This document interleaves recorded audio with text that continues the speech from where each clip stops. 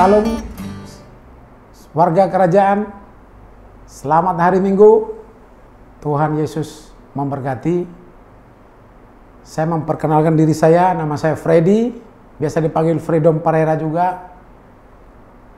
Di sini saya mau menyaksikan kebaikan Tuhan untuk saya dan keluarga.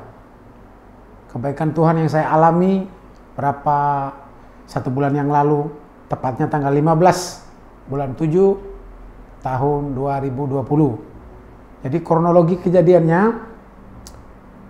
saya rencana mau ke Jakarta dan diharuskan rapid test di Prodia Batam Center. Setelah saya rapid test, hasilnya rapid test saya reaktif. Dan kita tahu kalau reaktif berarti harus dibawa ke karantina untuk melakukan swab selama 5 malam.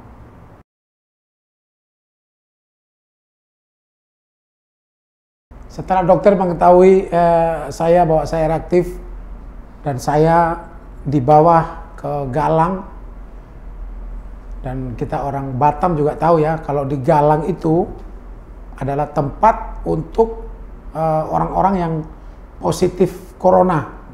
Jadi kita baru dengar namanya aja, berarti rasa takut sudah muncul. Jadi saya menunggu ambulan di depan Brimob Berelang. Di depan Brimob Berelang karena ambulannya lewat sana. Jadi daripada saya dijemput, mendingan saya jemput bola ambulannya, saya nunggu di situ. Ya awalnya saya masih biasa-biasa aja. Saya naik ambulan, rupanya di dalam ambulan itu sudah ada 5 orang. Di dalam ambulan itu ada 5 orang pasien. Dan termasuk salah satunya terakhir itu dia positif corona. Jadi waktu saya melihat mereka tak ada kekuatan, ketakutan. Di situ memang hati saya muncul juga ketakutan. Tapi saya mendengar suara dari Tuhan. Tuhan bilang sama saya, jangan takut, aku menyertai engkau. Dari situ saya teringat lagi bahwa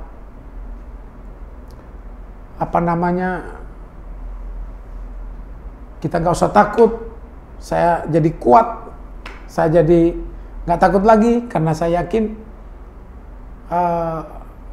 kita biasa berdoa, biasa baca Alkitab. Benar, saya merasakan saya jadi kuat lagi. Di sepanjang perjalanan saya udah nggak takut lagi, sampai di ambulan itu larinya kencangnya minta ampun.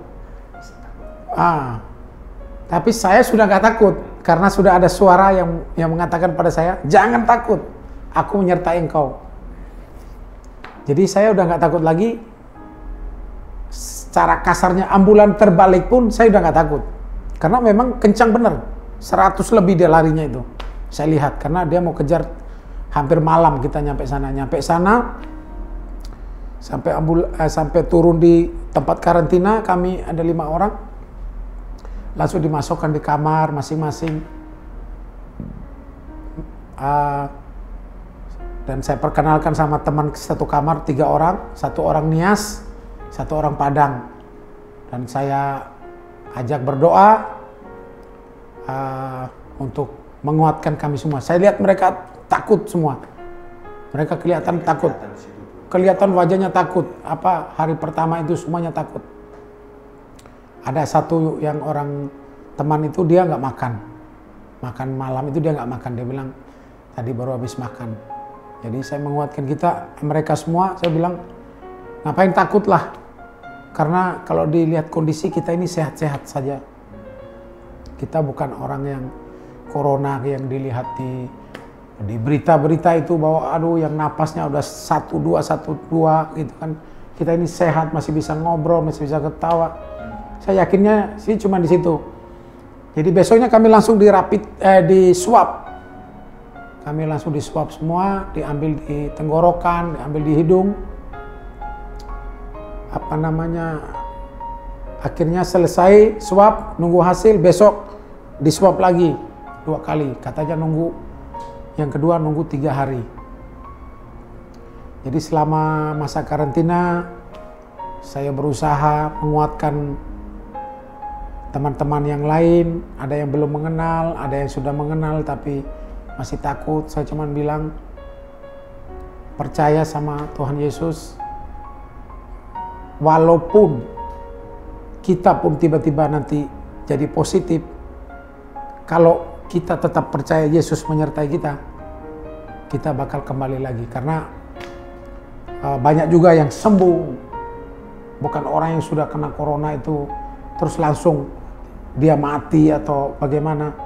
Banyak juga yang sembuh. Jadi sebenarnya karena saya masuk ke dalam, saya suka lihat, saya suka ngobrol sama orang-orang positif yang sembuh. Saya tanya sama dia bilang biasa-biasa aja, dia enggak. Jadi kita nggak usah terlalu takut ya mendengar hal tentang corona ini. Karena kalau kita sudah, memori kita udah pasang takut, di situ imun kita udah turun. Jadi kita tetap ikut anjuran pemerintah, pakai masker, cuci tangan, jaga jarak.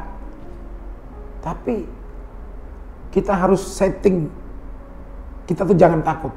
Karena kita percaya ya, Tuhan Yesus itu menyertai kita. Darah Yesus itu lebih berkuasa dari corona itu.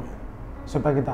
Jadi karena saya masuk di karantina, saya banyak kesempatan untuk saya tanya-tanya tentang corona. Jadi saya udah lebih banyak tahu. Jadi saya udah bukan menyepelekan corona, enggak. Saya udah nggak takut. Tapi saya tetap jaga itu peraturan pemerintah itu kan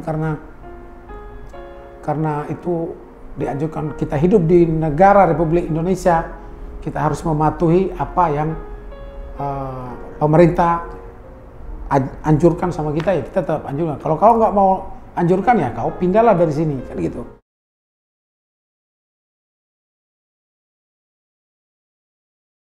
Lima malam. Jadi hari kelimanya itu, yang hari yang kami mau pulang itu, waduh, saya yakin bahwa swab pertama saya sudah negatif. Berarti saya nunggu swab kedua. Swab kedua itulah hari kelima. Kalau kamu negatif, pulang. Nah, kalau kamu positif, langsung masuk ke tempat ruangan isolasi positif. Karena saya berpikir bahwa anak saya itu, kan hari kelima itu tanggal 20. Tanggal 22, anak saya yang perempuan, yang gede, harus mengikuti ujian untuk masuk ke universitas. Jadi saya berdoa sama Tuhan, Tuhan tolak dalam nama Yesus, saya doakan begitu, bahwa saya nggak mungkin positif, saya sehat, saya kuat, bersama Yesus saya tidak takut. Itu yang saya ada yang saya nyanyi lagu, saya ada buka di YouTube bahwa lagu Glory Glory Haleluya, bahwa kalau Glory Glory Haleluya itu biasanya tentara Amerika itu nyanyi itu. Ya, saya lihat di YouTube ya, bahwa kalau kita mau pergi perang, kalau udah nyanyi Glory Glory Haleluya, itu berarti kita sudah menang. Sebelum perang itu kita sudah menang.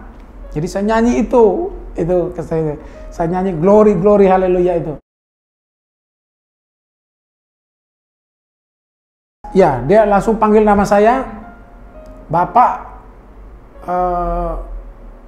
kemas barang ya, langsung pulang hari ini. Waduh, saya langsung angkat tangan, saya bilang puji Tuhan saya pulang. Karena, kenapa saya bilang? Saya senang itu bukan karena saya negatif. Karena hari tanggal 22-nya, anak saya mau tes universitas. Karena kalau saya positif, dia nggak bisa tes universitas. Dan teman-teman juga tahu, orang yang kenal sama saya, dia lulus di Universitas Indonesia. Berarti kita tahu ya, Tuhan Yesus kita itu maha dahsyat.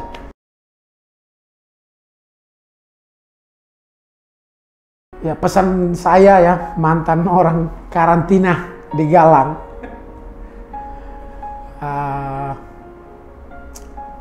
Kita jangan takut, tetap ikuti anjuran pemerintah, pakai masker, jaga jarak, sama minum vitamin. Karena saya 5 malam itu vitamin yang dikasih, vitamin A, B, C, D mungkin ada kali. Jadi pesan saya, jangan takut, jaga kesehatan, tetap ikut anjuran pemerintah, dan terakhir satu, jangan pernah sedetik pun meragukan kuasa Tuhan.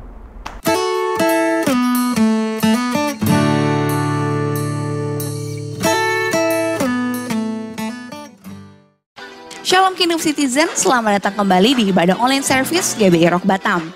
Mari kita siapkan hati, waktu, dan ajak anggota keluarga saudara untuk ikut memuji dan menyembah Tuhan. Dan di penghujung ibadah akan ada perjamuan kudus. Saya percaya bahwa kebaikan dan anugerah Tuhan tercurah atas kehidupan kita semua. Selamat beribadah dan Tuhan Yesus memberkati.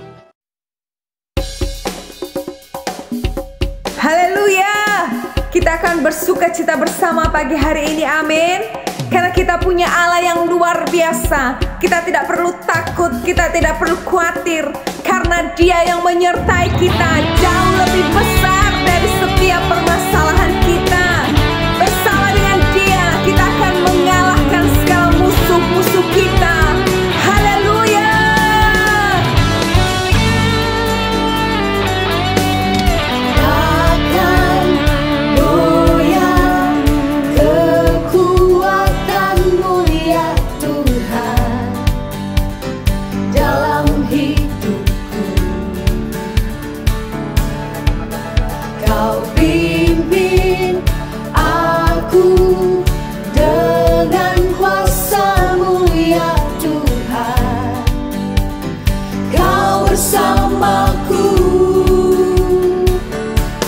Kuasa-Mu Tuhan, bawaku mengalahkan musuh.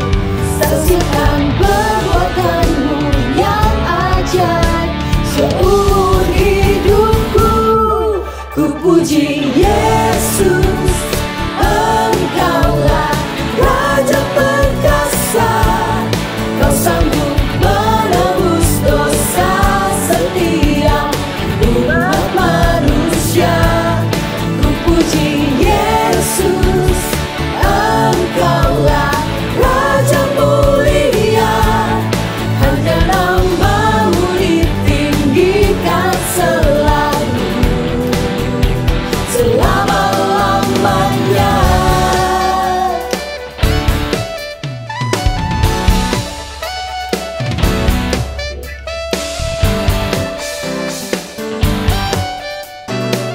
Dengan iman kita katakan bersama. Takkan goyah kekuatan-Mu ya Tuhan dalam hidupku. Kau pimpin aku dengan kuasa-Mu ya Tuhan. Kau bersamaku. Kuasa-Mu Tuhan, bawaku mengalahkan musuh. Saksikan perbuatan-Mu yang ajaib seumur hidupku. Ku puji Yesus, Engkaulah Raja perkasa. Kau sanggup menebus dosa setiap umat manusia. Ku puji Yesus, Engkaulah Raja mulia. Hanya nama-Mu ditinggikan selalu, selama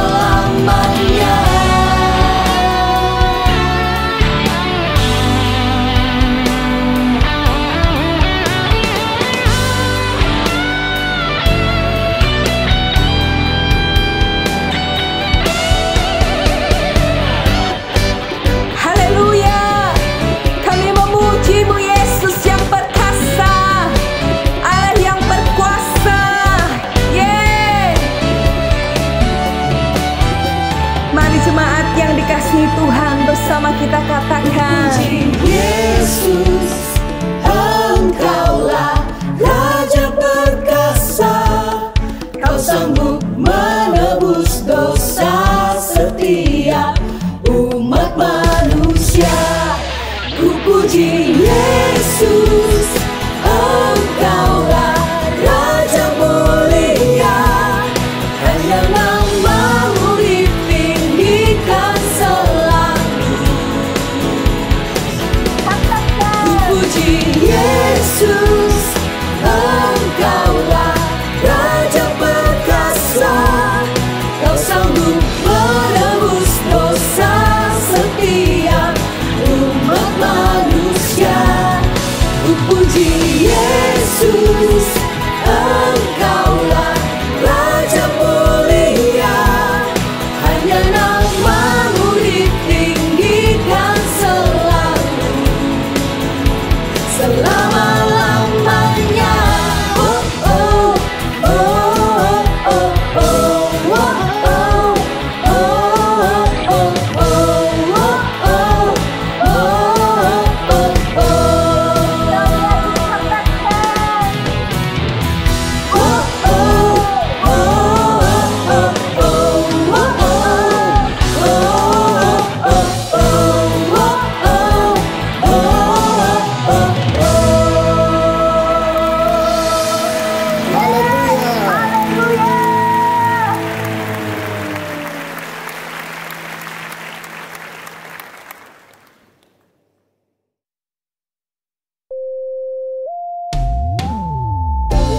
Hati kami limpah dengan ucapan syukur Tuhan.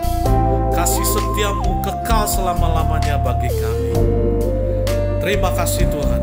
Biarlah melalui pujian ini hanya nama-Mu saja yang ditinggikan dan dimuliakan. Terima kasih Tuhan. Terima kasih Bapa.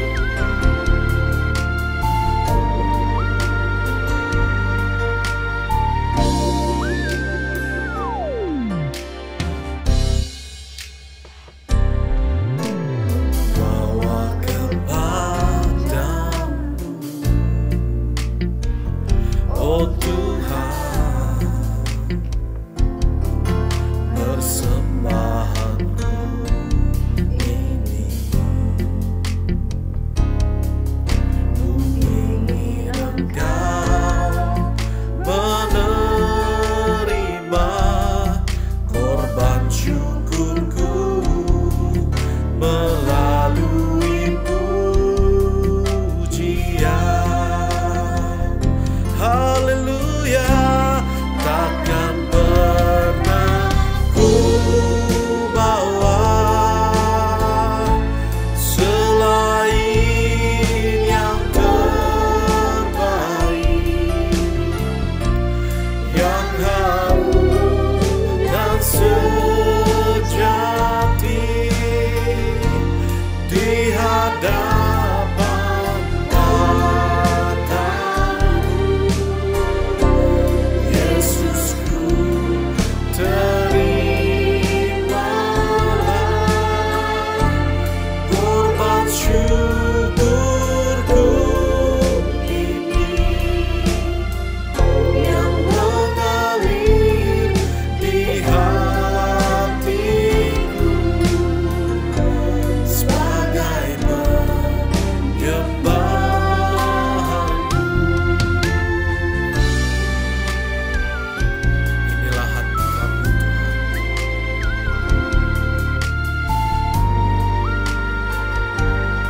Kami rindu kepadamu. Bawa kepadamu, oh Tuhan, persembahanku ini. Ku ingin Engkau menerima korban syukurku melalui pujian. Oh Yesus, takkan pernah ku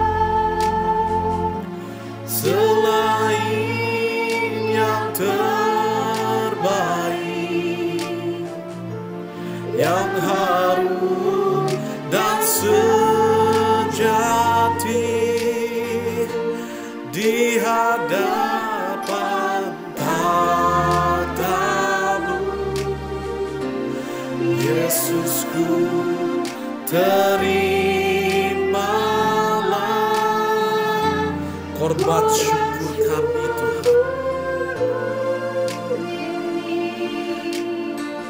Yang mengalir di hatiku, yang mengalir di hatiku, yang mengalir di hatiku, sebagai penyembahanku. Sama-sama katakan, oh God, I worship. Oh God, I worship you. Oh God, I worship you. Be glorified and magnified. Oh God, I worship you. Oh God, oh God, I worship you. Oh God, I worship you. Be glorified and magnified. Oh God, I worship you. Sekali lagi katakan, oh God, I worship you. Oh God, I worship you. Be glorified and magnified. Oh God, I worship you. Be glorified.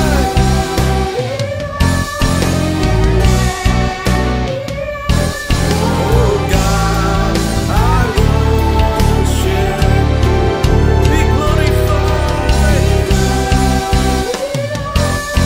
and magnified. Oh God, I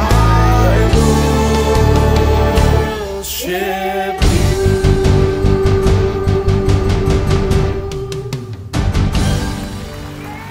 Sorak-sorai kemuliaan bagi nama Tuhan. Haleluya.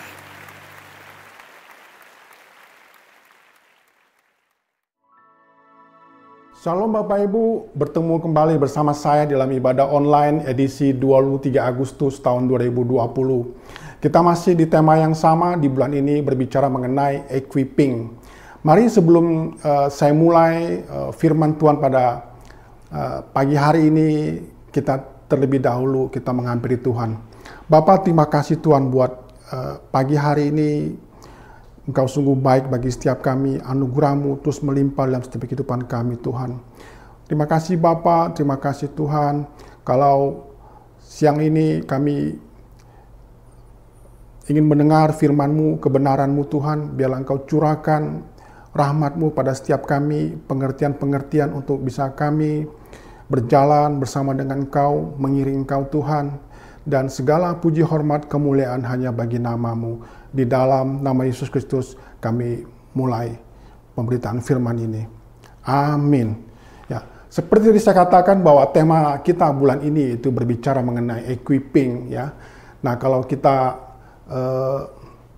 pahami betul bahwa kata equipping itu artinya segala yang kita butuhkan atau resources ya, itu Tuhan sediakan bagi setiap kita supaya kita bisa menuntaskan misi atau amanat yang Tuhan sudah taruhkan kepada setiap kita ya. Kata yang paling dekat daripada equipping yaitu equipment ya. Itu artinya tools atau alat-alat perbendaraan, segala perkakas yang dibutuhkan. Misalnya seorang tukang bangunan ataupun mereka yang bekerja di dalam masalah-masalah teknis, mereka membutuhkan itu untuk apa? Untuk menuntaskan pekerjaan mereka. Demikianlah setiap kita ini diperlengkapi segala resources itu Tuhan sudah sediakan kepada setiap kita, bagaimana kita bisa menuntaskan misinya Tuhan, amanatnya Tuhan. Amin. Nah, kita akan belajar dari suatu model mengenai equipping dan kita bisa ambil ini sebagai sesuatu yang kita bisa pelajari, kita bisa refleksikan dalam setiap kehidupan kita. Ya, mari kita buka di dalam 1 Raja-Raja 19 ayat 1 sampai dengan ayat ke-16. Ya, saya bacakan buat Bapak Ibu ya. Ayat yang pertama, ketika Ahab memberitahukan kepada Izebel segala yang dilakukan Elia dan perihal Elia membunuh semua nabi itu dengan pedang, maka Izebel menyuruh seorang suruhan mengatakan kepada Elia, "Beginilah kiranya para Allah menghukum aku, bahkan lebih lagi daripada itu. Jika besok kira-kira pada waktu ini aku tidak membuat nyawamu sama seperti nyawa salah seorang dari mereka itu, maka takutlah ia," maksudnya Elia ini, ya, "lalu bangkit dan pergi menyelamatkan nyawanya. Dan setelah sampai ke Berseba yang termasuk wilayah Yehuda, ia meninggalkan bujangnya di sana. Tetapi ia sendiri masuk ke padang gurun sehari perjalanan jauhnya, lalu duduk di bawah sebuah pohon arar. Kemudian ia ingin mati, katanya, 'Cukuplah itu. Sekarang ya Tuhan, ambillah nyawaku, sebab aku tidak lebih baik daripada nenek moyangku.' Sesudah itu berbaring dan tidur di bawah pohon arar itu, tetapi tiba-tiba seorang malaikat menyentuh dia serta berkata kepadanya, 'Bangunlah, makanlah.' Ayat ke-6, ketika ia melihat sekitarnya, maka pada sebelah kepalanya ada roti bakar dan sebuah kendi berisi air. Lalu ia makan dan minum, kemudian berbaring pula.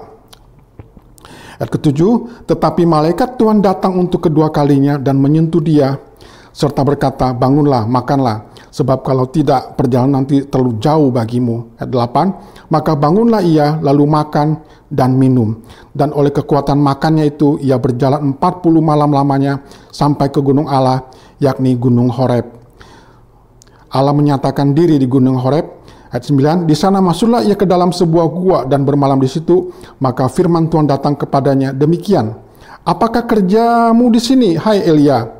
Ayat 10 jawabnya, 'Aku bekerja segiat-giatnya bagi Tuhan Allah semesta alam, karena orang Israel meninggalkan perjanjianmu, meruntuhkan mezbah-mezbahmu dan membunuh nabi-nabimu dengan pedang. Hanya aku seorang dirilah yang masih hidup, dan mereka ingin mencabut nyawaku.' Ayat ke-11, lalu firman-Nya, 'Keluarlah dan berdiri atas gunung itu di hadapan Tuhan.' Maka Tuhan lalu, angin besar dan kuat yang membelah gunung-gunung dan memecah-mecahkan bukit batu mendahului Tuhan. Tetapi tidak ada Tuhan dalam angin itu. Dan sesudah angin itu datanglah gempa, tetapi tidak ada Tuhan dalam gempa itu. Dan sesudah gempa itu datanglah api, tetapi tidak ada Tuhan dalam api itu. Dan sesudah api datanglah bunyi angin sepoi-sepoi biasa. 13, Segera sesudah Elia mendengarnya, ia menyelungi mukanya dengan jubahnya, lalu pergi keluar dan berdiri di pintu gua itu. Maka datanglah suara kepadanya berbunyi, 'Apakah kerjamu di sini, hai Elia?' Ayat 14, jawabnya, 'Aku bekerja segiat-giatnya bagi Tuhan Allah semesta alam, karena orang Israel meninggalkan perjanjianmu, meruntuhkan mezbah-mezbahmu, dan membunuh nabi-nabimu dengan pedang. Hanya aku seorang dirilah yang masih hidup, dan mereka ingin mencabut nyawaku.'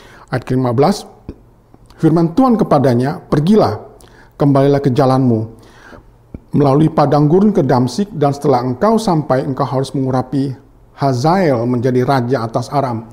Ayat yang terakhir, 'Juga Yehu cucu Nimsi haruslah kau urapi menjadi raja atas Israel, dan Elisa bin Safat dari Abdel Mehola harus kau urapi menjadi nabi menggantikan engkau.'"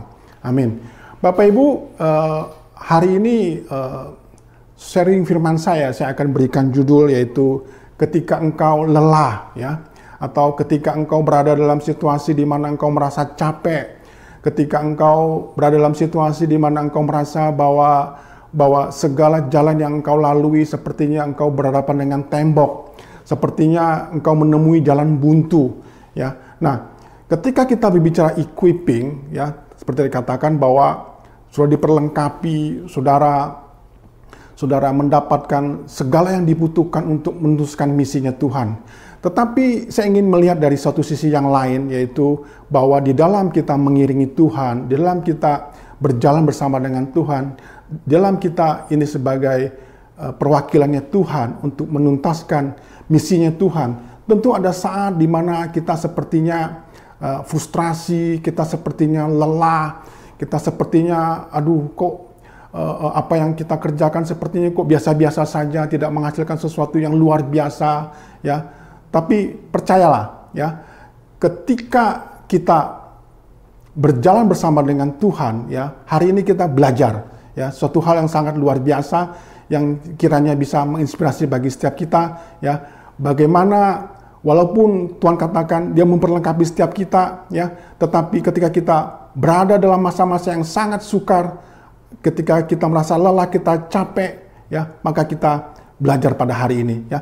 Elia adalah sama seperti kita, ya, artinya dia manusia biasa, ya, dia bukan manusia supranatural, ya. Kalau kita baca di ayat sebelumnya, yaitu di dalam pasal sebelumnya, yaitu Raja-Raja 1 Raja-Raja 18, ya, kita melihat begitu banyak mujizat yang dikerjakan, ya, di dalam pelayanan Elia, ya. Dikatakan bahwa ketika Tuhan menurunkan api kepada bangsa itu, ya, sehingga bangsa itu berbalik kepada Tuhan, ya, sehingga terjadi suatu pertobatan, ya. Mujizat sungguh luar biasa terjadi. Ada miracle happen di situ, ya. Kalau Tuhan sudah berkehendak, ya, kalau Tuhan sudah nyatakan dalam setiap pelayanan kita, ya, ada yang suatu luar biasa, ya, yang akan terlihat manifestasi daripada pelayanan kita. Tetapi ketika kita masuk kepada ayat ke-19, ya, ada sesuatu yang lain, ya. Di situ dikatakan bahwa karena Elia, ya, membunuh nabi-nabi Baal, nabi-nabi palsu, ya, ribuan nabi itu dibunuh oleh Elia, ya. Tapi dari ayat 19 ketika dikatakan bahwa karena nabinya dibunuh, sehingga istri daripada raja, yaitu Ratu Isabel, ya, itu sangat marah, sangat murka, ya, sehingga dia mengirimkan utusan, ya, untuk menyampaikan berita kepada Elia bahwa kamu nanti juga akan mati, ya. Kamu akan dibunuh, ya, sama seperti nabi-nabi yang telah engkau bunuh, ya. Tapi dia menjadi takut, ya, ketika dia mendengar berita seperti itu, ya. Lalu dia pergi, dia masuk ke padang belantara, dia meninggalkan bujangnya di sana, ya, sehingga dia katakan, cukuplah Tuhan, ya, ambillah nyawaku, ya, karena aku tidak lebih baik daripada nenek moyangku, ya. Jadi aku sudah bekerja segiat-giatnya bagi Tuhan, ya, tetapi bangsa ini, ya, meninggalkan engkau, ya, sehingga apa yang aku kerjakan itu seperti sia-sia, ya. Itu bisa kita alami hal seperti itu, ya, dalam setiap kehidupan kita, ya, ketika kita merasa bahwa kehidupan ini hampa, ya, sepertinya tidak menemukan suatu titik terang bagi setiap kehidupan kita, ya, apa yang kita kerjakan sepertinya sia-sia, tidak berhasil, ya, sepertinya sia-sia, ya. Nah, hari ini kita akan belajar hal seperti ini, ya. Nah, apa yang terjadi pada Elia, ya, sungguh bisa terjadi kepada setiap kita, ya. Saya akan sampaikan ada 4 hal yang dialami orang seperti ini, dan juga ya, dialami oleh Elia, dan juga bisa dialami oleh setiap kita, ya. 4 hal, dan nanti akan disambung dengan 4 hal kemudian yang kita bisa lakukan, bagaimana kita bisa menggenapi visinya Tuhan. Nah, yang pertama yang terjadi pada Elia adalah, yang pertama, ia menaruh nilai yang rendah, ya, nilai rendah pada dirinya, ya. Ya, ini berbicara mengenai value proposition, yaitu berbicara mengenai apa yang ada pada diri setiap kita, ya, yang kita miliki, ya. Yang merasa dirinya adalah orang yang tidak berharga, ya. Jadi yang pertama yaitu orang seperti ini, seperti Elia, ya, dia cenderung untuk menaruh nilai yang rendah, ya, kepada dirinya, ya. Nah, yang sering keluar dari mulut daripada orang seperti inilah, yaitu aku ini bukan siapa-siapa, ya, aku nggak penting, aku bukan orang yang masuk hitungan, ya. Nah, kalau perasaan itu terus menerus kita benamkan dalam pikiran kita, maka kita akan menuju kepada suatu kelelahan, ya, kelelahan rohani, ya. Kita akan mengalami kekeringan, ya. Kita akan mengalami kekosongan, kita akan mengalami kehampaan, ya, karena apa yang kita pikirkan itu selalu adalah hal yang bersifatnya negatif, ya. Nah, kembali kepada teks bacaan tadi, ya, 1 Raja 19, ya, ayat keempat, ya, dikatakan bahwa tetapi ia sendiri masuk ke padang gurun sehari perjalanan jauhnya, lalu duduk di bawah sebuah pohon arar, kemudian ia ingin mati, katanya. cukuplah itu sekarang ya Tuhan, ya, ambillah nyawaku sebab aku tidak lebih baik daripada nenek moyangku. Ya, garis bawahi kata-kata aku tidak lebih baik daripada nenek moyangku. Ya, nah perasaan berharga itu kerap sekali muncul ya ketika kita mulai ya, melakukan comparison, kita mulai membanding-bandingkan apa yang kita capai. Ya, ada pepatah mengatakan ya rumput tetangga itu jauh lebih hijau daripada rumput kita. Ya karena apa? Karena kita selalu membanding-bandingkan apa yang kita hasilkan. Demikian juga Elia. Ya, hal yang pertama dia merendahkan nilainya itu karena dia mulai membanding-bandingkan apa yang dia kerjakan, apa yang dia hasilkan. Ya, dia merasa dirinya nggak punya arti, nggak punya nilai sama sekali. Ya, dia mulai membanding-bandingkan dengan nenek moyangnya. Ya, dia mulai membanding-bandingkan apa yang berhasil dicapai oleh Musa, oleh Yosua, oleh Daud, oleh Salomo. Ya, dia merasa dirinya nggak ada apa-apanya. Ya, nah, ketika orang mulai membanding-bandingkan dirinya dengan yang lain, pencapaian yang dilakukan orang lain, disitulah mulai dia menempatkan dirinya pada nilai yang sangat rendah. Ya, jadi jangan kita membanding-bandingkan diri kita dengan orang lain, karena orang lain itu pasti berbeda. Tuhan akan menaruhkan talenta yang berbeda kepada setiap orang, ya. Sehingga dikatakan bahwa dalam Efesus 2 ayat 10, ya, karena kita ini buatan Allah, diciptakan dalam Kristus Yesus untuk melakukan pekerjaan yang baik yang dipersiapkan Allah sebelumnya, ya. Kita ini buatan Allah, ya, diciptakan dalam Kristus Yesus. We are masterpiece of God, ya. Artinya setiap orang ini beda-beda. Ya, jadi kita jangan membandingkan diri kita dengan orang lain. Ya, saya nggak bisa membandingkan diri saya dengan apa yang telah dicapai orang lain, karena mereka masing-masing punya porsinya, masing-masing itu masterpiece-nya Tuhan. Tuhan punya rencana buat dia, dan saya tidak bisa ambil rencana itu buat saya gitu loh. Ya, jadi misalnya dalam mungkin sekarang masa-masanya ketika anak-anak mendapatkan hasil masuk perguruan tinggi negeri, ya. Ketika kamu sudah mulai membanding-bandingkan, misalnya katakanlah, coba kamu lihat tuh anaknya Pak Freedom itu, si Cindy itu, sungguh luar biasa, ya bisa diterima gini. Jangan membanding-bandingkan, karena beda gitu loh, ya. Jadi kita ini masterpiece-nya Tuhan, ya, bahwa diterima di perguruan tinggi negeri juga bukan segala-galanya. Kita tahu memang masuk ke sana itu susah dan itu sangat prestisius, ya. Tetapi itu juga bukan segala-galanya, ya. Artinya masih ada proses yang dia harus jalani. Masa studi yang harus dia alami, ya. Jadi ketika kita mulai membanding-bandingkan, kita menempatkan diri kita pada nilai yang sangat rendah, ya. Nah, yang kedua, yang pertama itu mengenai value, ya, yang ada pada diri kita. Yang kedua itu merendahkan apa yang telah dihasilkan, ya, atau hasil kerjanya atau pekerjaannya, ya. Kerap muncul di pikirannya itu apa yang lakukan itu tidak apa-apanya, ya. Kita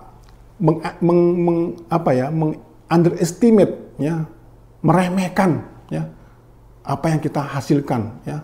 Memang agak mirip-mirip dengan yang pertama, tapi yang pertama itu lebih kepada dalam diri kita, ya, insight, ya.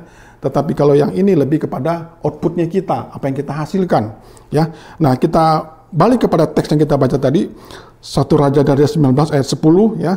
1 Raja dari 19 ayat 10. Jawabnya, aku bekerja segiat-giatnya bagi Tuhan, Allah semesta alam, karena orang Israel meninggalkan perjanjianmu, meruntuhkan mezbah-mezbahmu, dan membunuh nabi-nabimu dengan pedang. Hanya aku seorang dirilah yang masih hidup, dan mereka ingin mencabut nyawaku.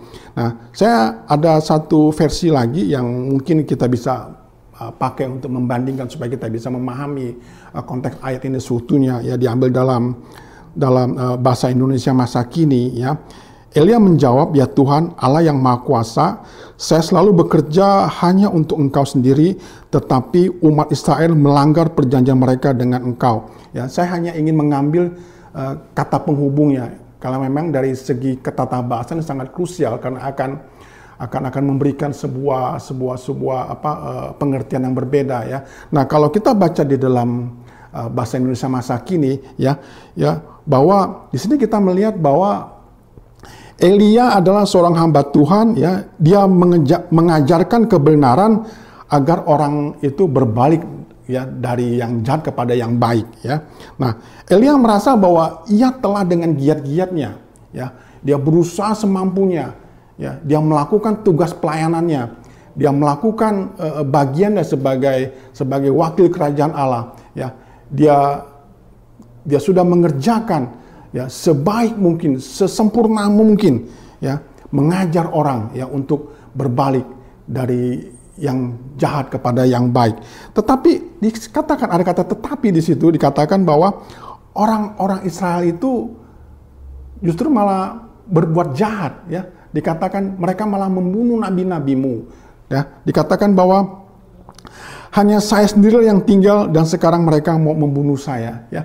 Nah, ketika dia berada dalam titik kecapean, kelelahan rohani, ya, keputusasaan, ya, muncullah sesuatu yang dikatakan orang jadi sering membuat suatu ilusi-ilusi ataupun membuat sebuah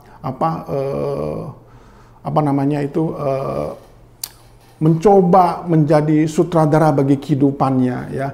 Dia mulai merangkai-rangkai, mereka-reka, ya, padahal itu bukan seperti itu harusnya. Kalau dia sebagai seorang hamba Tuhan atau sebagai pelayan Tuhan, dia harus menyerahkan sepenuhnya kepada Tuhan, takdir kehidupannya dia, menyerahkan sepenuhnya nasibnya kepada Tuhan, ya. Jadi Tuhan yang mengontrol ke dalam kehidupannya.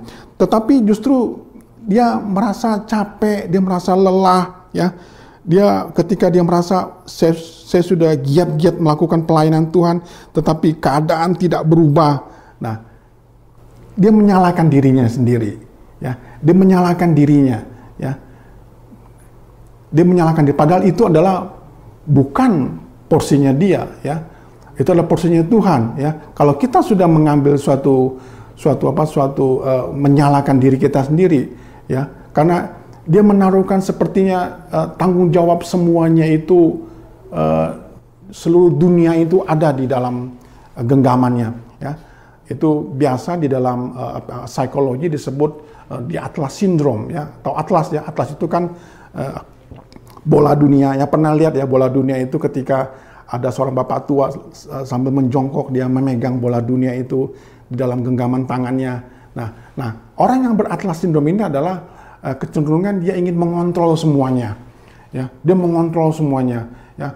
Nah, itu adalah bukan bagiannya dia, ya. Ketika dia menjadi owner daripada bumi ini, ya, seperti bapak yang tadi yang mengangkat bola dunia itu dalam tangan genggamannya dia, karena itulah porsinya Tuhan, bukan porsinya orang itu, ya.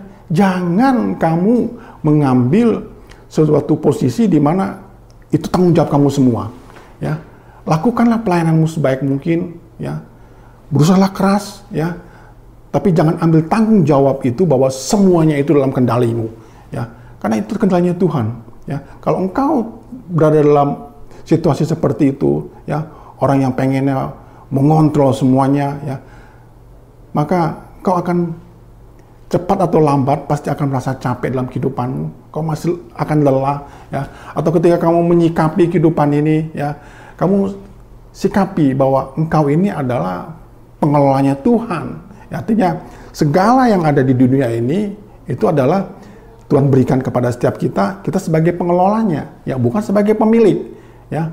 Orang yang mengontrol adalah orang yang merasa bahwa dia memiliki semuanya, ya. Jadi geserlah cara berpikir kita, cara pandang kita, mindset kita, ya, dari ownership kepada manage, ya. Jadi kita ini adalah orang-orangnya yang Tuhan sudah percayakan kepada setiap kita untuk kita mengelola apa yang sudah Tuhan berikan kepada setiap kita. Amin.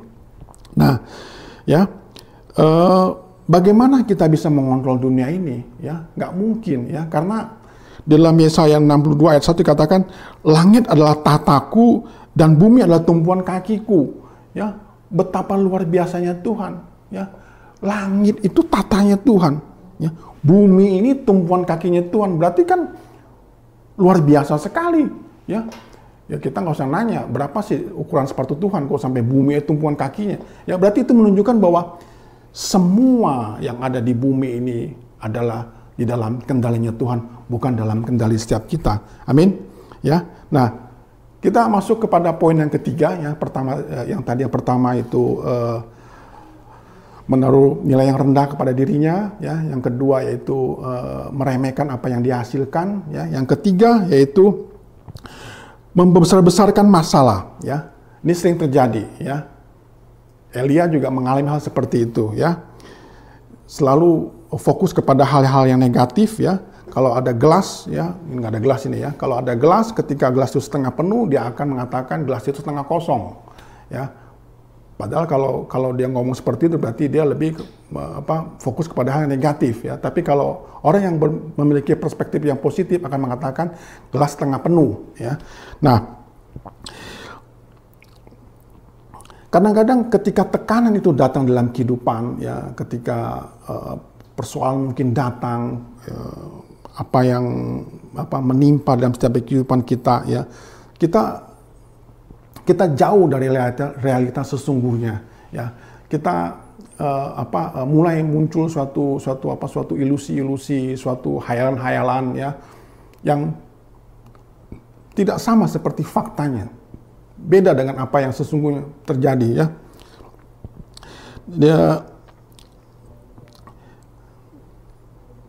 Dikatakan di sini kita baca di dalam 1 Raja-Raja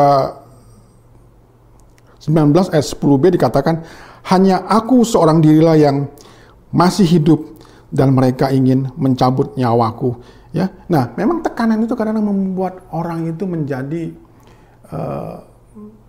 kehilangan nalar sehatnya, ya. Dia mulai menciptakan suatu ilusi-ilusi, hayalan-hayalan yang jauh dari realita, ya. Nah, padahal sesungguhnya kalau kita perdalami ini, ya, mengenai perjalanan Elia, ya, bahwa dia tidak sendirian, ya. Dikatakan dia sendiri, padahal nggak sendirian, ya. Masih ada 7.000 orang percaya yang ada bersama-sama dengan dia, dan ke 7.000 orang itu tidak ada yang berpaling dari Allah walaupun bangsa itu menjauh dari Tuhan. Jadi Elia nggak sendirian, masih ada 7.000 orang lagi. Bagaimana dia mengatakan bahwa hanya aku seorang diri yang masih hidup dan mereka ingin mencabut nyawaku? Ya, dia membesar-besarkan masalah, ya, seolah-olah seorang wanita yang namanya Isabel mengejar dia, ya, seolah-olah ada jutaan wanita di seluruh dunia yang mengejar dia, ya. Ketika Anda menerima WA atau SMS dari seseorang yang nadanya mengancam, ya, seolah-olah semua anggota grup itu mengejar-ngejar saudara ataupun mencari saudara, ya. Nah, ini ketika kita berada dalam situasi ini, kita akan menjadi mudah bagi setiap kita menjadi orang yang suka membesar-besarkan masalah, ya.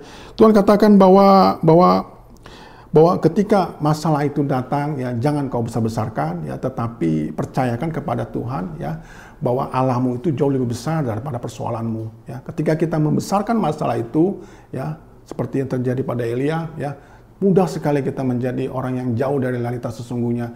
Kita mulai mudah sekali berhayal, membuat suatu ilusi-ilusi yang sebetulnya tidak begitu adanya, ya. Dikatakan bahwa tinggal dia sendiri seorang ada di dunia ini, ya. Jadi dunia tinggal dia doang sendiri ini, ya. Hanya dia sendiri yang hidup, yang bersungguh-sungguh sama Tuhan, yang melayani Tuhan, ya. Dan itu pun nyawanya mau dicabut, ya. Nah, kita masuk yang keempat, yaitu apa yang terjadi ketika orang itu berada dalam situasi yang lelah, capek, frustrasi, apalagi kekeringan rohani, ya. Yang keempat yaitu dia akan kehilangan mimpi, ya. Dia akan melepaskan visinya, ya, kehilangan tujuan, kehilangan goal, ya. Nah, menyerah itu sebagai tanda tidak mampu melihat jalan yang ada di depan, ya. Jadi dikatakan orang yang tidak memiliki visi adalah orang yang tidak mampu tujuannya kemana dia akan pergi, arah kehidupannya kemana dia tidak akan tahu karena dia sudah menyerahkan semuanya, ya. Ya, orang demikian secara emosi, fisik dan rohani itu mengalami kekeringan, ya. Hidup terasa hampa dan tidak memiliki arti, ya. Kita lihat di dalam 1 Raja-Raja 19 ayat 4, ya. Tetapi ia sendiri masuk ke padang gurun sehari perjalanan jauhnya, lalu duduk di bawah sebuah pohon ara, kemudian ia ingin mati, katanya, cukuplah itu, sekarang ya Tuhan, ambillah nyawaku, sebab aku tidak lebih baik daripada nenek moyangku, ya. Kita garis bawahi, cukuplah itu, sekarang ya Tuhan, ya cukup, ya. Artinya Elia menyerah, ya, menyerah kepada kehidupannya, ya artinya dia sudah selesai, finish, ya. Dia tidak mau lagi melanjutkan kehidupannya, ya. Dia kehilangan visinya, dia kehilangan mimpinya, ya. Yang Tuhan sudah taruhkan ke dalam setiap kehidupannya dia maupun setiap kehidupan kita. Ya, jadi orang ketika dia dalam keadaan capek, lelah, frustrasi, mudah sekali kehilangan mimpinya, kehilangan arah, kehilangan visi, ya. Nah, di dalam Amsal 29 ayat 18 berkata, ya, where there is no vision, the people perish, ya. Perish itu bicara binasa, ya. Siapa yang tidak memiliki visi, maka kita akan menuju kepada kebinasaan. Visi itu adalah revelation-nya Tuhan, ya. Dan bagaimana supaya kita hidup di dalam visinya Tuhan, ya, maka kita harus dekat dengan Tuhan, ya. Seperti kita fellowship, ya, kita berjemaah seperti ini, ya. Memang di dalam masa-masa pandemi seperti ini mudah sekali orang kehilangan visi, ya. Malas beribadah, ya.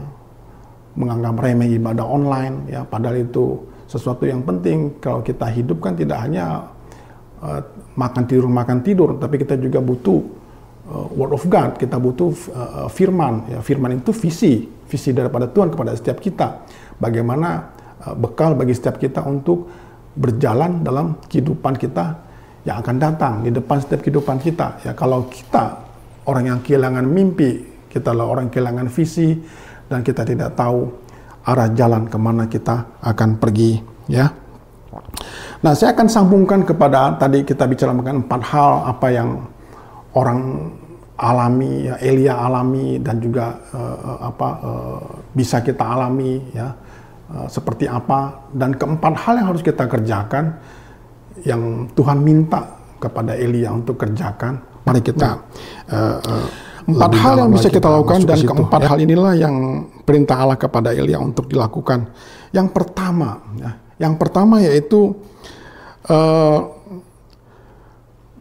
mengistirahatkan seluruh organ tubuh kita, ya, supaya kita supaya kita bisa memulihkan kesehatan kita bisa memulihkan kekuatan kita, ya. Nah, kita bisa segar kembali, ya.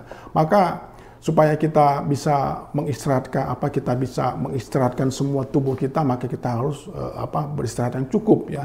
Kita mengkonsumsi makanan yang cukup, ya. Kita tidur yang cukup, kita makan yang cukup, ya. Nah, kita baca dalam 1 Raja 19 ayat ke-5 sampai ke-8, ya, kita masih dalam teks yang tadi saya bacakan, ya. Sesudah itu ia berbaring dan tidur di bawah pohon ara itu. Tetapi tiba-tiba seorang malaikat menyentuh dia serta berkata kepadanya, "Bangunlah, makanlah." Ya. Ketika ia melihat sekitarnya, maka pada sebelah kepalanya ada roti bakar dan sebuah kendi berisi air. Lalu ia makan dan minum, kemudian berbaring pula. Tetapi malaikat Tuhan datang untuk kedua kalinya dan menyentuh dia serta berkata, "Bangunlah, makanlah, sebab kalau tidak perjalananmu nanti terlalu jauh bagimu." Ayat ke-8, maka bangunlah ia lalu makan dan minum, dan oleh kekuatan makanan itu ia berjalan 40 malam lamanya sampai ke gunung Allah, yaitu Gunung Horeb. Ya, ketika saya membaca ayat ini, ya, saya surprise, ya, Allah kita itu sangat peduli dengan kesehatan kita, ya. Dia membutuhkan, ya, bagaimana supaya kekuatan fisik kita itu bisa pulih, ya. Nah, hal yang diminta dilakukan, ya, oleh Elia lakukan, ya, yaitu diminta supaya Elia itu makan, ya, dan tidur sampai 2 kali dikatakan, ya, bangunlah, makanlah, ya, ayat ke-7, ya. Lalu juga ayat ke berapa nih? Ayat ke-8 juga, ya. Nah, ini apa? Artinya Tuhan itu peduli dengan kita punya kekuatan kita, strength kita, ya. Maka satu hal yang kita harus lakukan, ya, ketika supaya kita tidak capek, frustrasi, lelah secara rohani, ya, kita perlu berbaring, ya. Artinya kita perlu menenangkan pikiran kita, ya. Kita mengeluarkan apa yang ada di pikiran kita, problem-problem yang kita miliki, ya. Milikilah tidur yang cukup, ya. Makanlah makanan yang sehat, ya, supaya kita bisa memulihkan kesehatan kita. Saya tahu ketika kita berada dalam suatu tekanan masalah memang tidak mudah, ya, untuk kita bisa memiliki tidur yang baik, ya. Tidur ini artinya deep sleep, ya, bukan tidur seperti kayak ayam-ayam dikit-dikit bangun gitu loh, ya. Ada orang mengatakan bahwa nggak salah sih sebetulnya kalau kita memiliki suatu matras yang mahal, katakanlah, ya, mau lateknya bagus, ya. Memang manusia itu hidup 24 jam. Kalau kita tidur 8 jam berarti sepertiga hidup kita itu dihabiskan di atas kasur. Nggak ada salahnya kalau kita membeli kasur yang bagus, ya. Tetapi bukan itu poinnya, ya. Artinya yang paling penting adalah kalau kasur yang bagus tapi kalau pikiran kita tetap menghantui, susah tidur Bapak Ibu, ya. Baring sana, baring sini, balik sana, balik sini, tetap aja. Kenapa? Karena pikiran kekalutan itu menghantui. Ya, kita susah mendapatkan suatu kelas tidur yang baik. Bahkan orang yang tidur di atas, katakanlah kasur busa biasa ataupun belaskan tikar, ya kalau dia memang nggak ada pikiran, nggak ada beban apa-apa, yang dia akan memiliki suatu kualitas tidur yang baik, ya. Biasanya kalau yang kualitas tidur yang baik itu biasanya ileran, ya. Itu tandanya Bapak Ibu. Ya, jadi kalau pasangan Bapak Ibu, suami atau istri itu kalau ileran jangan dimarahin. Ya, itu berarti dia memiliki kualitas tidur yang baik, ya. Nah, di sini kita belajar bahwa Tuhan peduli akan kesehatan kita, peduli akan kita punya physical strength, sehingga kita perlu mendapatkan suatu istirahat yang cukup, ya. Makan, tidur, ya.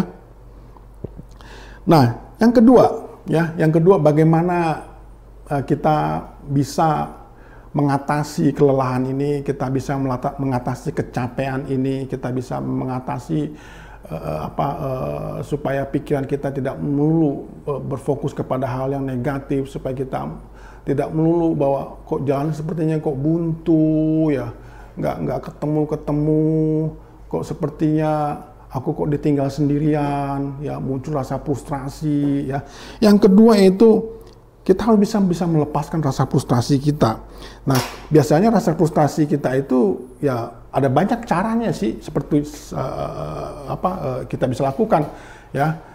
Kita bisa lakukan dengan cara kita melakukan konseling, berbicara kepada orang, itu sangat baik, ya. Tapi carilah orang yang tepat yang kita bisa menyampaikan permasalahan kita. Biasanya titiknya adalah bukan jawaban daripada orang itu, tetapi ketika kita melepaskan perasaan kita, feeling kita, ya, seperti lega gitu loh. Padahal orangnya nggak ngasih advice apa-apa. Ya kenapa? Karena kita mau didengar. Ya, kita melepaskan semua yang ada di pikiran kita. Kita melepaskan semuanya itu, ya. Coba kita baca, ya. Itu kita balik kepada ayat tadi 1 Raja 19 ayat 9 sampai dengan 10, ya. Di sana masuklah ia ke dalam sebuah gua dan bermalam di situ. Maka firman Tuhan datang kepada demikian, apakah kerjamu di sini, hai Elia? Ayat ke-10 jawabnya, aku bekerja segirikir bagi Tuhan Allah semesta alam, karena orang Israel meninggalkan perjanjianmu, meruntuhkan mezbah-mezbahmu dan membunuh nabi-nabimu dengan pedang. Hanya aku seorang diri yang masih hidup dan mereka ingin mencabut nyawaku, ya. Nah, Elia melepaskan rasa frustrasinya, dia berkata, menceritakan kepada Tuhan, menyampaikan kepada Tuhan, ya. Dikatakan dia sudah bekerja segiat-giatnya untuk Tuhan, ya. Hidupnya untuk Tuhan, ya. Dia melakukan hal yang benar, ya. Dia berkata, aku ini orang yang baik-baik, ya. Aku ini mengikuti rancanganmu Tuhan, ya. Namun, ya, ada namunnya di situ, ya. Namun, ya, nah situlah puncaknya rasa emosinya dia, ya, bahwa orang itu nggak berbalik, ya, daripada yang jahat, tapi justru malah membunuh nabi-nabinya Tuhan, dan bahkan aku sendiri mau dibunuhnya, ya. Jadi kita bisa menyampaikan, ya, curahan kita, ya, kepada orang lain, tapi yang lebih alkitabiah lagi kita sampaikan kepada Tuhan, ya. Artinya itu adalah sumber yang bisa dipercaya, ya, dan apabila kita menyampaikan itu, maka jawabannya itu sudah pasti akan diberikan kepada setiap kita, karena Tuhan tidak pernah melupakan janji pada setiap kita, karena Dia adalah Allah yang menyediakan, God provider, Jehovah Jireh. Ya, tahukah kita bahwa kalau kita baca keseluruhan Mazmur, ya, saya sudah tadi coba berapa kali explore, ya, saya baca keseluruhan Mazmur, ya, ada 90 jenis emosi-emosi, kemarahan-kemarahan, ya, yang ada pada Daud itu dicurahkan pada Tuhan. Artinya dia menyampaikan, dia melepaskan perasaannya, inner feelingnya dia itu kepada Tuhan. Dan itu Alkitabiah. Maka kalau kita baca di dalam Mazmur itu, hampir semuanya itu seperti itu. Ada curahan daripada emosi daripada si Daud, ya. Contoh misalnya, ya. Ada 90 perasaan yang curahkan Daud dalam Mazmur, ya, gelisah, marah, kebencian, keberanian, tangisan, kepedihan, kesepian, dan lain-lain. Ada 90, ya. Contoh, ya. Mazmur 6 ayat 1 sampai 3. Ya. Mazmur 6 ayat 1 sampai 3, ya. Mungkin kita bisa baca nanti di rumah masing-masing, ya. Atau Mazmur 27, ya. Sekalipun ayah dan ibuku meninggalkan aku, ya. Nah, ini dia ingin menyatakan bahwa aku ini anak tertolak, gitu loh. Ada rasa kemarahan di situ, anger, ya. Orang tuanya meninggalkan dia, ya. Dia ini anak-anak yang tertolak, ya. Dia mencurahkan semuanya itu kepada Tuhan, ya.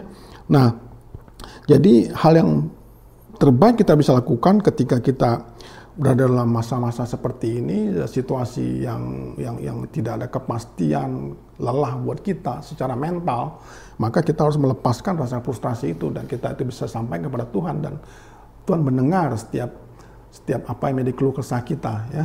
Nah, yang keempat yang harus kita bisa lakukan yaitu kembali fokus kepada Allah, ya. Artinya kita refocus on God, ya. Kita mengalihkan pikiran kita, ya, perasaan kita, emosi kita dari hal-hal yang persoalan kita alami, dan kita kembali mengarahkan pandangan kita kepada Tuhan, ya. Dengan begitu kita akan diberikan suatu kesegaran, ya.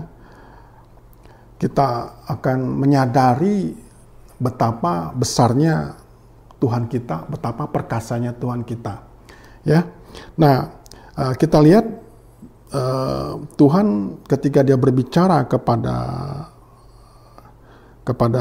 Elia dalam 1 Raja 19 ayat 11 sampai dengan ayat yang ke-13, ya. Lalu firman-Nya, keluarlah dan berdiri atas gunung itu di hadapan Tuhan. Maka Tuhan lalu angin besar dan kuat yang membelah gunung-gunung dan memecah-mecahkan bukit-bukit batu mendahului Tuhan, tetapi tidak ada Tuhan dalam angin itu. Dan sesudah angin itu datanglah gempa, tetapi tidak ada Tuhan dalam gempa itu. Dan sesudah gempa itu datanglah api, tetapi tidak ada Tuhan dalam api itu. Dan sesudah api itu datanglah bunyi angin sepoi-sepoi basah, ya. Ke-13, segera sesudah Elia mendengarnya, ia menyelungi mukanya dengan jubah lalu pergi keluar dan kembali di pintu gua itu. Maka datang suara kepadanya yang berbunyi, apakah kerjamu di sini, hai Elia? Ya. Nah, ketika kita membaca ini, ya, ketika ayat yang ke-11, ke-12 itu ingin menunjukkan bahwa aku ini Allah yang perkasa, ya. Dia ingin menunjukkan kepada Elia, aku ini Allah yang perkasa, ya. Maka ketika Tuhan memberikan angin badai, lalu juga kemudian gempa bumi, lalu memberikan hujan api, ya, apa sebetulnya yang ingin Tuhan tunjukkan? Tuhan sedang menunjukkan showdown kepada si Elia bahwa aku ini perkasa, ya. Aku ini perkasa, ya. Dia ingin mengingatkan Elia tentang kekuatannya, ya. Dengan kata lain Tuhan ini berkata bahwa I'm in control in all your situation, I'm in control in all your circumstances, ya. Segala masalahmu, segala persoalanmu ada dalam kontrolku, ya. Berhentilah untuk mempermainkan aku, ya. Percayakan problemmu, masalahmu kepada aku, karena akulah yang mengontrol semuanya itu, ya. Nah, karena akar daripada segala sesuatu di balik pikiran-pikiran frustrasi, lelah, capek, ya, sepertinya jalan ini buntu, bahkan mungkin ada sampai seseorang berkata bahwa aku sudah tidak tahan menghadapi kehidupan ini, lebih baik aku dipanggil saja, ya. Sama seperti Elia, cukuplah ambil saja nyawaku, ya. Nah, karena apa? Dia menganggap segala sesuatu itu ada dalam kendali setiap kita, ya. Percayalah, ya, bahwa segala sesuatu itu ada dalam kendalinya Tuhan, ya. Jadi jangan kita menganggap diri kita itu sebagai owner, pemilik pada kehidupan ini, tetapi jadilah, ya, miliki pikiran bahwa mindset bahwa kita adalah sebagai pengelola kehidupan ini, ya. Segala situasi itu ada dalam kontrolnya Tuhan, ya. Tuhan kita tidak pernah menginginkan kita itu menjadi manajer atas kehidupan kita, melainkan mengatur atau mengolah atas kehidupan kita, ya. Kita diciptakan oleh Dia dan untuk Dia, ya, sampai kepada kesadaran bahwa rahasia kehidupan itu sangat sulit dipahami kalau tidak ada Tuhan, ya. Ayat ini ingin berkata seperti itu, ya. Kau tidak akan bisa memahami rahasia kehidupan ini, ya, kalau tidak ada Tuhan beserta dengan kau. Maka milikilah bahwa Tuhanlah yang mengontrol segala sesuatu, Tuhanlah yang memiliki segala-galanya, dan kita hanya mendapatkan bagian untuk menjadi pengelolanya saja, ya. Dengan kata lain, dia ingin berkata bahwa cukuplah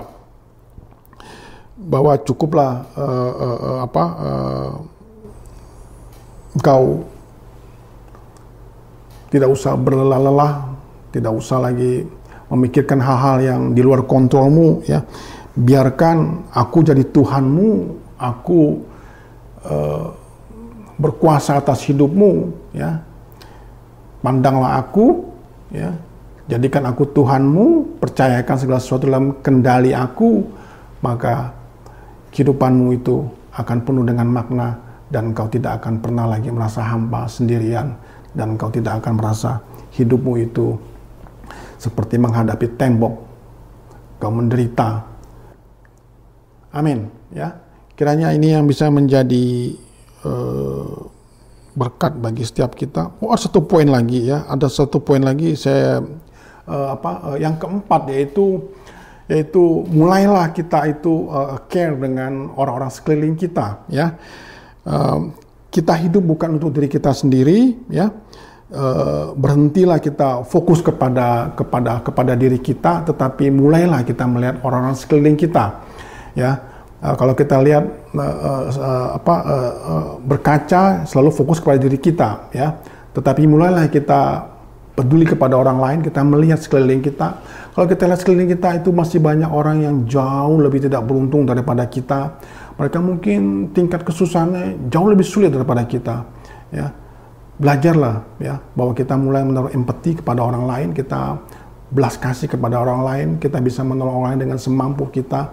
Karena itu adalah suatu obat yang baik, artinya suatu remedi yang baik bagi setiap kita, bagaimana supaya kita bisa melepaskan segala kejenuhan kita, ya, melepaskan segala kecapean kita, kelelahan kita, ya.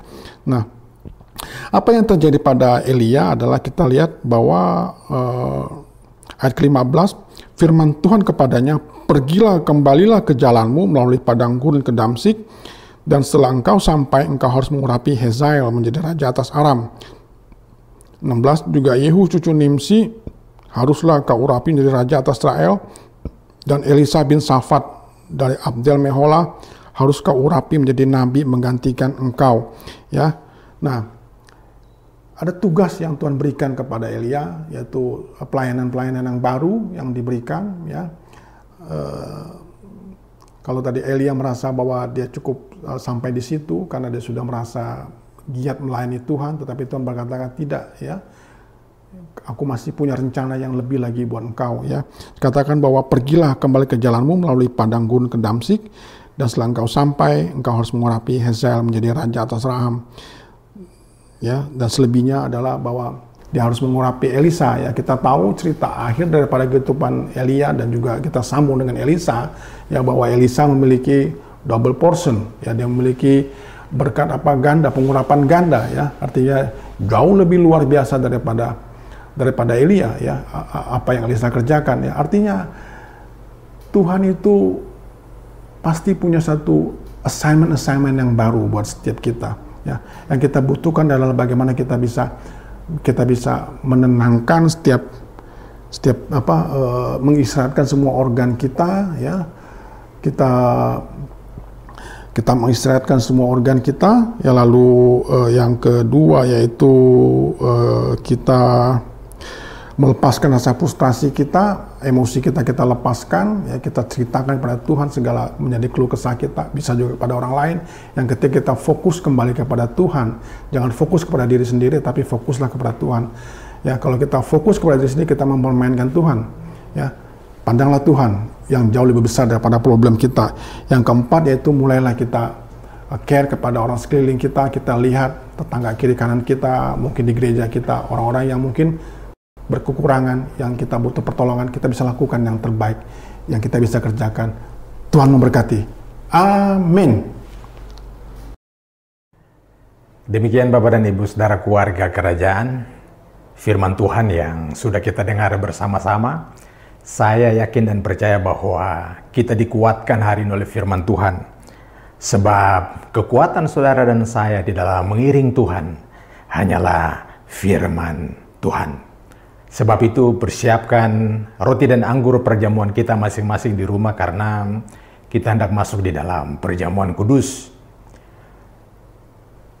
Berkati roti dan anggur perjamuan hari ini, kami percaya bahwa ketika kami memakan dan minum daripada roti dan anggur perjamuan, maka firman-Mu berkata kami menyatu dengan penderitaan dan kematian-Mu. Dan kami percaya ada sesuatu yang baru terjadi dalam kehidupan kami hari ini. Di dalam nama Tuhan Yesus Kristus. Amin.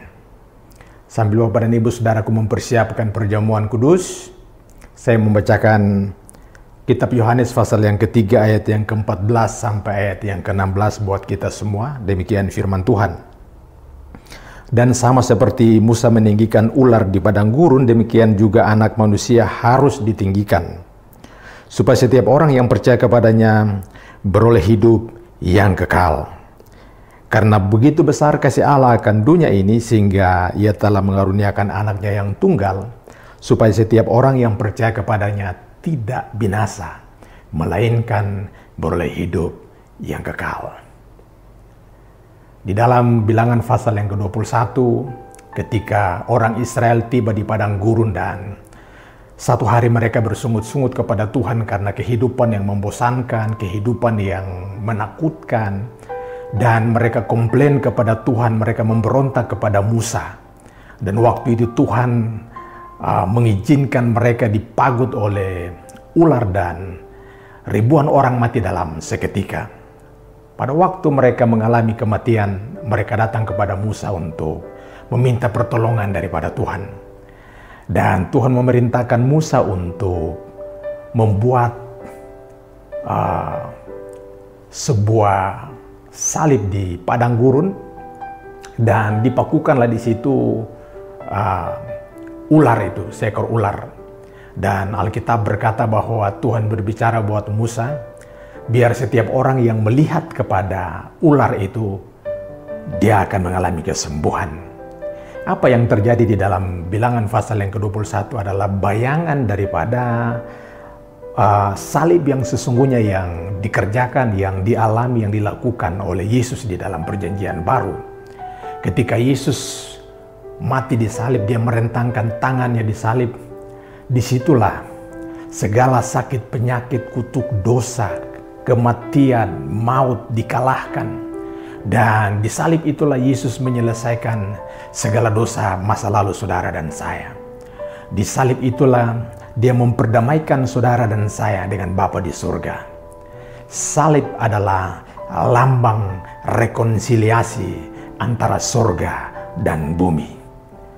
Inisiatif untuk perdamaian itu datang daripada Bapa di surga. Dia sendiri memanggukan dirinya sendiri di salib melalui putranya Yesus Kristus Tuhan untuk menyelamatkan saudara dan saya. Dan keselamatan tidak ada di bawah kolong langit ini selain di dalam nama Tuhan Yesus Kristus. Haleluya. Terima kasih Tuhan.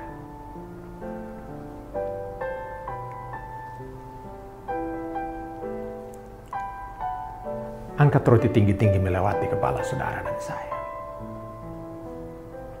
Disaliblah. Kematian diganti dengan kehidupan, kutuk diganti dengan berkat. Disaliblah, iblis mengalami kekalahan yang telak. Oleh sebab itu salib begitu menakutkan bagi kerajaan kegelapan. Tetapi buat saudara dan saya yang telah diselamatkan, salib adalah lambang kekuatan Allah. Percayakah Bapak dan Ibu saudaraku bahwa roti yang kita angkat tinggi-tinggi melewati kepala kita adalah persekutuan kita dengan tubuh Yesus Kristus? Makan dengan ucapan syukur dalam nama Yesus.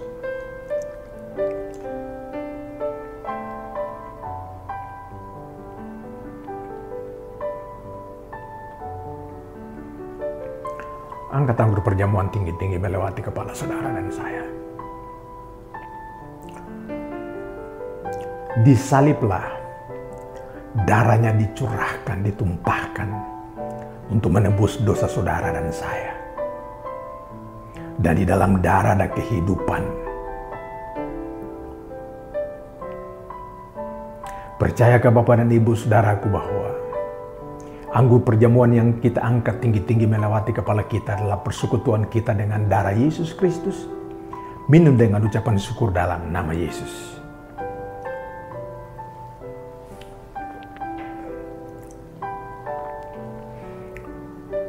Taruh gelas dan angkat tanganmu. Ucapkan syukur buat Tuhan. Disaliblah, dosa telah dihapuskan. Disaliblah, kutuk diganti dengan berkat. Disaliblah, kita yang hidup di dalam dosa dibenarkan oleh darah Yesus. Terima kasih Tuhan untuk segala kebaikan. Terima kasih buat salib. Terima kasih buat anugerah yang Tuhan berikan bagi kami. Disaliblah pertemuan antara kasih Allah dengan ketidakadilan. Terima kasih Tuhan. Kami yang harusnya mati binasa dibenarkan oleh karena kasih karunia-Mu.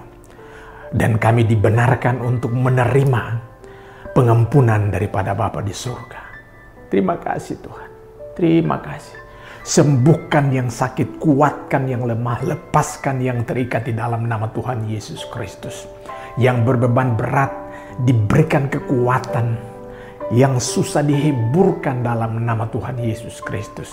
Berkati pribadi lepas pribadi, keluarga lepas keluarga, rumah tangga lepas rumah tangga. Di dalam nama Tuhan Yesus, kami berdoa dan mengucap syukur. Haleluya. Amin.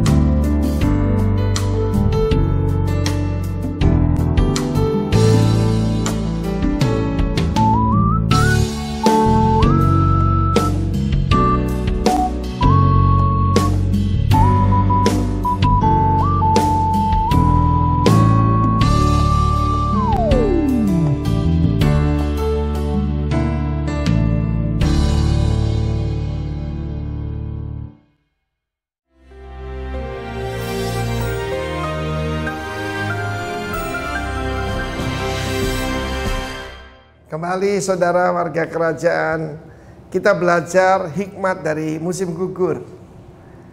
Di negara 4 musim dan juga di Israel ada 2 macam hujan. Hujan musim semi dan hujan musim gugur. Hujan musim gugur itu justru untuk menumbuhkan tanaman itu sepenuhnya jadi matang. Dan hujan musim gugur itu gambaran another revival yang akan kita alami. Firman Allah mengatakan seorang petani akan sabar menanti the precious fruit. Ingat, saya ajarkan pada saudara sesuai dengan firman Tuhan adalah to be fruitful, untuk berbuah, bukan sukses. Dunia mencari sukses, karena itu banyak orang jadi pusing. Apa mereka banggakan? Income mereka, aktif maupun pasif income-nya hilang semua. Dan mereka kira bahwa nilai mereka turun. Tidak. Your net worth is not your self worth. Ya, karena itu kita sedang dibentuk oleh Tuhan dari manusia jasmani meningkat jadi manusia rohani. Dan manusia rohani, saudaraku, adalah aslinya kita. Timotius Arifin bukan yang Anda lihat dari luar ini. Meskipun my body is the temple of the Holy Spirit, yaitu firman tidak mengatakan hatimu loh. Meskipun Roh Kudus tinggal di sana, tubuhmu adalah bait daripada Roh Kudus. Salah satu akibat yang baik daripada Corona Academy ini, saya jadi memelihara tubuh saya lebih baik. Dulu dosa saya mager, malas gerak. Sekarang pagi udah jalan, olahraga, makan makanan yang lebih sehat, hidup teratur, tidurnya cukup, dan sungguh-sungguh saya belum pernah sehat seperti sekarang. Banyak orang berkata, Pak, Bapak ini hampir 70 tahun, tapi kok tetap semangat. Saya percaya firman Tuhan bilang apa itu tadi? Kesabaran. Seperti saya akui di hadapan saudara, saya ini paling kurang sabar menurut istri saya. Tapi sekarang sudah agak lumayan katanya. Passive, doing nothing. Bayangkan saudaraku. Tetapi kalau kita berpikir seperti petani, kita sabar menunggu apa? The precious fruit. Dan sabar menunggu sampai hujan musim gugur dan hujan musim semi. Kita menunggu pergerakan Tuhan. Kita menunggu revival daripada Tuhan. Pemulihan itu datang daripada Tuhan, saudaraku.